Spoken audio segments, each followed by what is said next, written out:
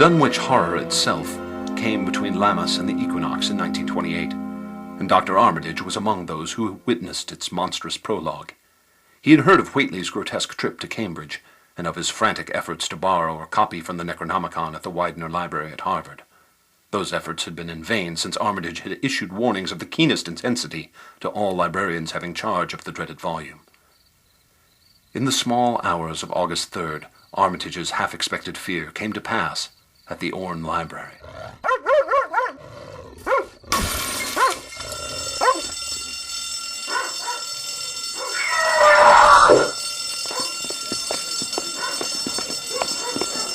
Armitage!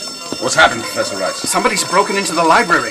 They must be hurt. Look over there, it's Professor Morgan. Henry, someone's broken a window there. It's Whately. He's going for the special collection. The Dunwich fellow? The one who wanted He's going for the Necronomicon. Here comes old Joe, the night watchman. Joe, what happened? A break-in, Professor. Shep, my guard dog, has someone cornered in there. Joe, keep these people back. Professor Rice, Professor Morgan, come with me. Look out for Shep. The alarm switch is over here. Shh. Listen. This way. In here. What's that stench? Henry, switch on the lights. Oh, good God in heaven! Bits of shoe leather and fragments of apparel were scattered about the room, and just inside the window an empty canvas sack lay where it had evidently been thrown. A revolver with a dented, misfired cartridge lay on the floor near the central desk. The thing that lay half-bent on its side in a fetid pool of greenish-yellow ichor and tarry stickiness was almost 9 feet tall, and the dog had torn off all the clothing and some of the skin. What on earth is it? It's not of this earth, Morgan. Or not wholly of this earth, anyway. Is that Wilbur Whately? What's left of him? I recognize the face, but the rest of it... The chest. It's like the hide of a crocodile. And the rest... It's not human. It was partly human, beyond a doubt, with very man-like hands and head and a goatish, chinless face. Above the waist, it was semi-anthropomorphic, though its back was piebald with yellow and black, squamous and snake-like. Below the waist, though, the skin was thickly covered with a coarse black fur, and from the abdomen, a score of long, greenish-gray tentacles with red, sucking mouths protruded limply. On each of the hips, set in a kind of pinkish ciliated orbit, was what seemed to be a rudimentary eye. There descended a kind of trunk or feeler with purple annular markings, and with many evidences of being an undeveloped mouth or throat.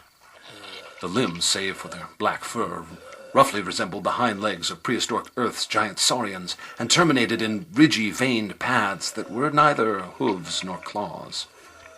Of genuine blood there was none, only the fetid, greenish-yellow ichor which trickled along the painted floor.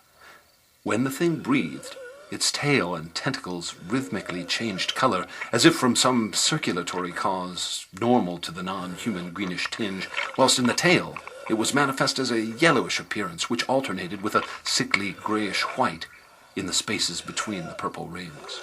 How could this monstrosity have walked the streets unchallenged? It's moving! It's trying to speak. Oh, Wilbur? Guy. Gaga. Bugshagag. Yog Sothoth. Yog Sothoth.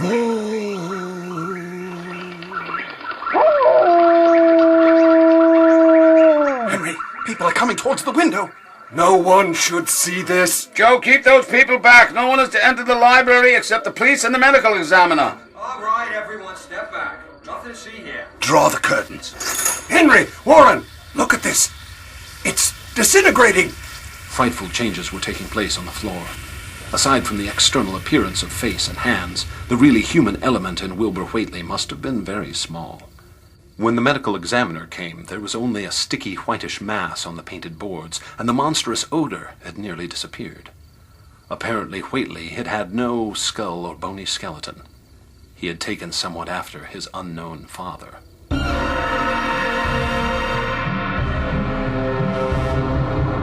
Yet all this was only prologue.